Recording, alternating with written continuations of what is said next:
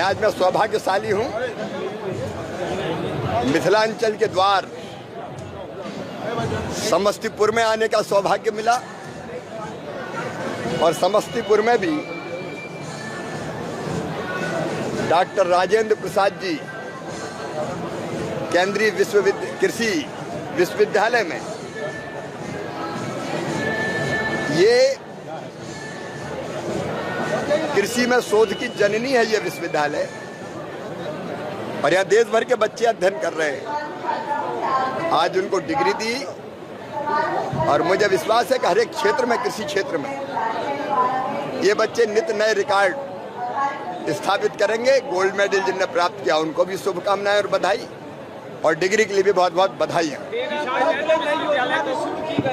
अभी कल ही कैबिनेट ने प्रधानमंत्री धन धान्य कृषि योजना मंजूर की है।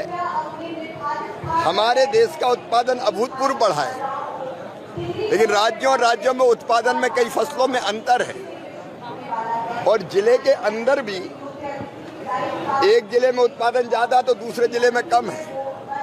इसलिए तय किया कि देश में सबसे कम उत्पादकता वाले 100 जिले, जहाँ उत्पादकता कम है, फसल सघनता कम है, मतलब केवल एक ही फसल होती है, और केसीसी के माध्यम से ऋण का प्रवाह कम है, ऐसे जिलों का चयन करके 11 विभागों की 36 योजनाओं को कन्वर्जेंस से लागू किया जाएगा, ताकि हम उत्पादन भी बढ़ा सकें। और केवल उत्पादन कृषि का नहीं बढ़ना, खाद्यान्न का, फल का, सब्जियों का, उसके साथ साथ इंटीग्रेटेड फार्मिंग, मतलब कृषि के साथ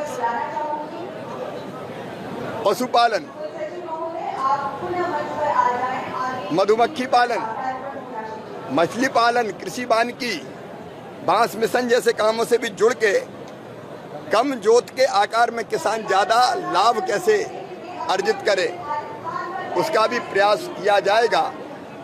और कन्वर्जेंस से लगभग 24,000 करोड़ रुपए का इंतजाम करके हम उन जिलों की कृषि उत्पादकता राष्ट्रीय औसत और दुनिया के औसत के बराबर ले जाने का प्रयत्न करेंगे। बिहार के जिले भी इस योजना के अंतर्गत हैं। कभी भी प्रधानमंत्री जी का आगमन सचमुच में सौभाग्य होता है, और प्रधानमंत्री नरेंद्र मोदी भारत के लिए भगवान का वरदान है। अपने देश के और बिहार की प्रगति में उन्होंने कोई कसर नहीं छोड़ी है। अभी मैं दरभंगा से आया तो दरभंगा में एयरपोर्ट, मेडिकल कॉलेज, मखाना बोर्ड, पीने का पानी, बिहार में सिंचाई की योजनाएं, शानदार सड़कें, गरीबों को मकान, अनेकों सौगातें उन्होंने दी है, और बिहार के विकास में वो महत्वपूर्ण भूमिका निभा रहे हैं। वो आएंगे तो बिहार की जनता को और लाभ मिलेगा। विपक्ष कह रहा है कि चुनाव है इसलिए वो आ रहे हैं, चुनावी एजेंडा है। उनको चुनाव के अलावा कुछ दिखता ही नहीं है। प्रधानमंत्री जी तो पूरे देश में जा रहे हैं। अभी दुनिया के कई देशों में गए थे, वहां भी चुनाव था क्या? इसके पहले जिन राज्यों में अभी चुनाव वहां गए थे, वहां भी चुनाव है क्या?